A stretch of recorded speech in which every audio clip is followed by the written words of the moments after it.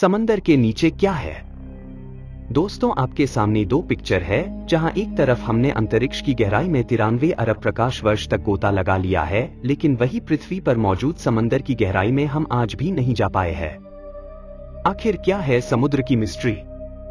ऐसा क्यों है कि हम मंगल की जमीन के बारे में ज्यादा जानते हैं और समुद्र को सिर्फ 5% ही जान पाए हैं? हम आज सूरज को छू पा रहे हैं, लेकिन समंदर के अंदर नहीं जा पा रहे। ये सवाल समुद्र को काफी रहस्यमयी बनाते हैं। समंदर की दुनिया में कौन से राज दफन है जिन तक हम नहीं पहुंच पाए हैं? समुद्र कितना गहरा है? समुद्र का अंत कहाँ होता है? और सबसे इम्पोर्टेंट सवाल, आखिर समुद्र के नीचे क्या है? जानने के लिए चलते हैं समुद्र की दुनिया की एक सैर पर।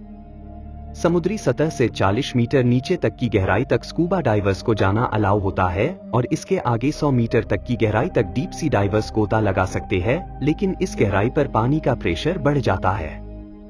अगर सावधानी ना बरती जाए तो शरीर के अलग अलग हिस्सों पर चोट आ सकती है, लेकिन इसके बाद भी हर्बर्ट मिच ने 214 मीटर तक डाइव करके वर्ल्ड रिकॉर्ड कायम किया था। और हर्बर्ट ने ये रिकॉर्ड सिर्फ एक सांस में कायम किया। समुद्र में और नीचे जाने पर 332 मीटर की गहराई पर स्कूबा डाइविंग का वर्ल्ड रिकॉर्ड मौजूद है, जो इजिप्ट से ताल्लुक रखने वाले अहमद गबर ने बनाया था। यहां से 443 मीटर की गहराई समुद्र सतह से इतनी नीचे है कि यहां तक न्यूयॉर्क की एम्पायर स्टेट बिल्डिंग भी डूब जाएगी। इससे नीचे 500 मीटर गहराई में हमें ब्लू व्हेल देखने को मिलती है। इसका वजन 150,000 किलोग्राम होता है। समंदर में हम जैसे जैसे नीचे चलते जाते हैं, हमारे ऊपर पानी का वेट वैसे वैसे बढ़ता जाता है। इस वजह से समंदर में आगे बढ़ना मुश्किल होता है। आगे चलते चलते समुद्र के पानी का प्रेशर इतना बढ़ जाता है कि ब्लू व्हेल भी इस गहराई से नीचे नहीं जाती। वही समुद्र में अमेरिकन सी वुल्फ सबमरीन भी 500 मीटर के नीचे नहीं जा सकती। इससे आगे 535 मीटर आगे वो गहराई है जहां तक एम्परा पेंगुइन्स समुद्र में एक सांस में 20 मिनट तक गोता लगा सकती है। पेंगुइन्स की हड्डियां समुद्र के इस प्रेशर को झेल सकती है। समुद्र के नीचे इससे और आगे 830 मीटर नीचे इस गहराई तक बुर्ज खलीफा भी डूब जाएगी। इससे नीचे 1000 मीटर नीचे जाने पर स्केरी जोन की शुरुआत होती है। यहां तक लाइट भी नहीं पहुंच पाती। स्केरी जोन में जॉइंट स्क्विड भी पाए जाते हैं। इससे नीचे 1280 मीटर की गहराई पर लेदर बैक टर्टल पाए जाते हैं। ये काफी बड़े टर्टल होते हैं। इनका वजन 700 किलोग्राम होता है। समुद्र में और नीचे 2000 मीटर की गहराई पर एक रियल लाइफ एलियन पाया जाता है। ये है ब्लैक ड्रैगन फिश, जो समुद्र के अंधेरे में छुप जाती है। ये इस गहरे अंधेरे में भी आसानी से देख सकती है। इससे नीचे 2250 मीटर की गहराई में जाने पर स्पर्म व्हेल पाई जाती है और यहीं पर कोलसल स्क्विड भी पाए जाते हैं। ये 14 मीटर लंबे होते हैं और इनका वजन 750 किलोग्राम होता है। इनकी एक आंख खाने की प्लेट जितनी बड़ी होती है। इनके जाल में तेज धार दांत लगे होते हैं, जिससे ये अपने शिकार को जकड़कर मार सकते हैं। दो रोड रोलर जितनी वजनी स्पर्म व्हेल और कोलसल स्क्विड की लड़ाई होती रहती है। ये दोनों एक दूसरे के जानी दुश्मन है।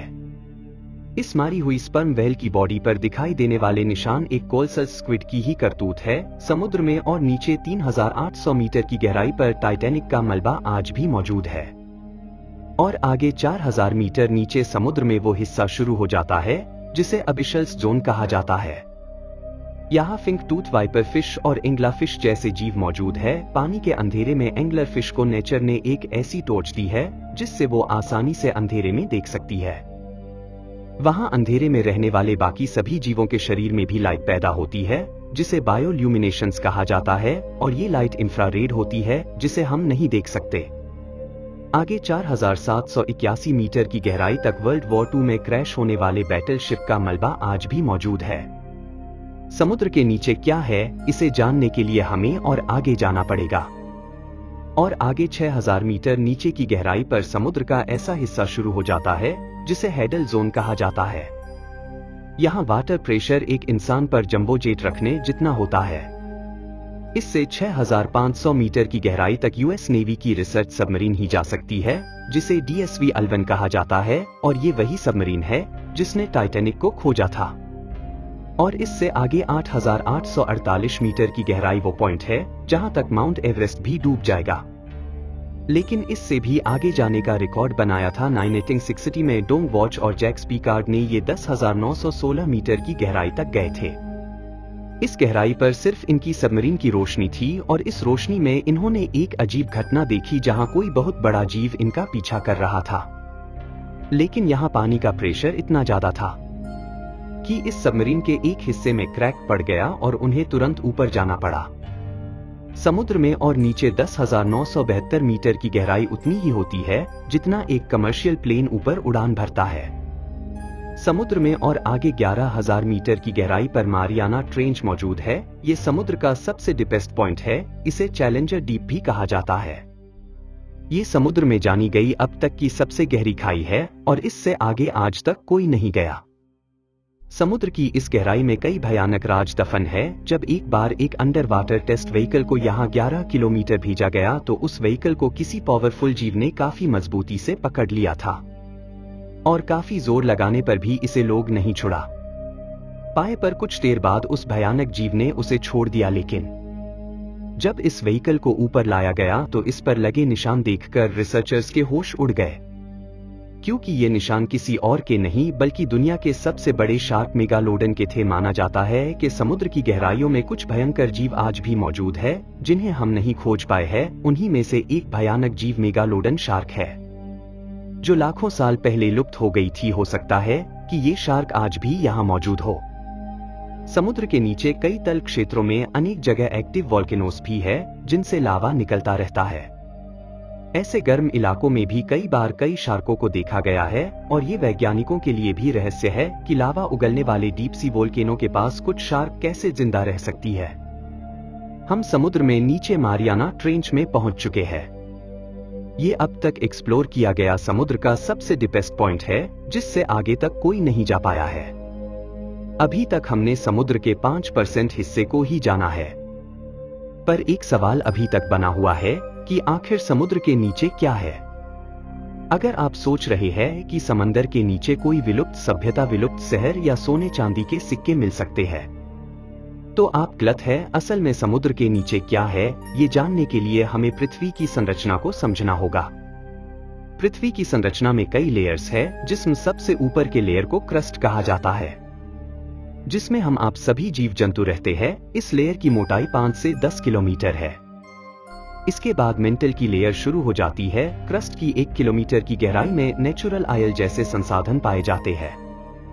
पृथ्वी के इतिहास में जब एक बार समुद्रीय जीव खत्म हो गए थे तो समुद्र की तल क्षेत्र में उनकी डेड बॉडीज लाखों साल तक डिकम्पोज होकर नेचुरल आयल में तब्दील हो गई थी। लेकिन समंदर के नीचे सिर्फ नेचुरल आयल है, ऐसा कहना सही नहीं होगा, क्योंकि समुद्र के नीचे कुछ और भी है। आपको ये सोचकर अजीब लगेगा कि समुद्र के नीचे नदियां कैसे हो सकती है। समुद्र के नीचे क्या है, इस रहस्य को जानने के लिए वैज्ञानिक काफी समय से रिसर्च कर रहे थे और वैज्ञानिकों ने मेक्सिको के समुद्र के नीचे एक नदी की खोज की।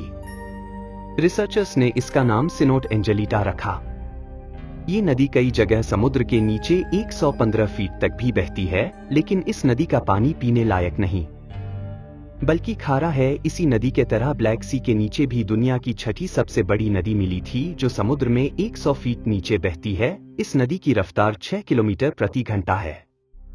वैज्ञानिकों के अनुसार सालों साल से मौजूद इस पानी को सूरज की रोशनी और समुद्र की लहरों की वजह से गति मिलती है, जिस वजह से ऐसी नदी बहती है। समुद्र के नीचे नदी कैसे बह सकती है, ये जानने के लिए वैज्ञानिक खोज करने में लगे तो पता चला कि समुद्र के नीचे नदी बहने के लिए धरती का घूमना, समुद्र के पानी का घनत्व यानी डेंसिटी, एयर टेम्परेचर जिम्मेदार होता है।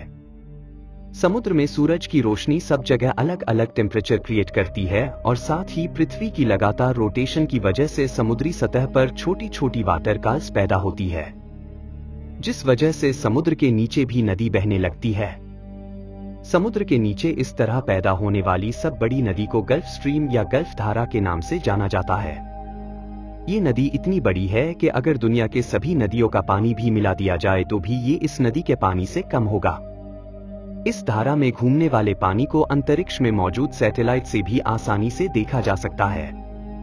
दोस्तों, समुद्र के नीचे क्या है, इसका कुछ रहस्य बाकी 95% हिस्से में दफन है और हम जानते हैं कि हमने अब समुद्र के सिर्फ 5% हिस्से को एक्सप्लोर किया है। ऐसे में समंदर की दुनिया हमारे लिए रहस्यमयी ही बनी रहेगी। साइंटिस्ट के अनुसार समंदर की दुनिया में कई नए विचित्र जीव प्रजाति भी मौजूद हो सकते हैं, जैसे कि जायंट ट्यूब वर्म्स और वैम्पायर स्क्विड। इसके अलावा समुद्र के नीचे कई ऑयल रिसोर्सेज, मिनरल्स वगैरह भी मौजूद हो सकते हैं, जो हमें इकोनॉमिकली स्ट्रॉन्ग बना सकते हैं। साथ ही समुद्र की दुनिया में हो सकता है कुछ प्राचीन सिविलाइजेशंस के सबूत भी मौजूद हो, जो अब तक हमारे नोटिस में ही ना आया हो। ऐसे में आपको क्या लगता है, समुद्र के नीचे बाकी बचे 95% हिस्से में क्या हो सकता है? आप हमें कमेंट करके बताएं। हम मिलेंगे आपको फिर अपने नए वीडियो में।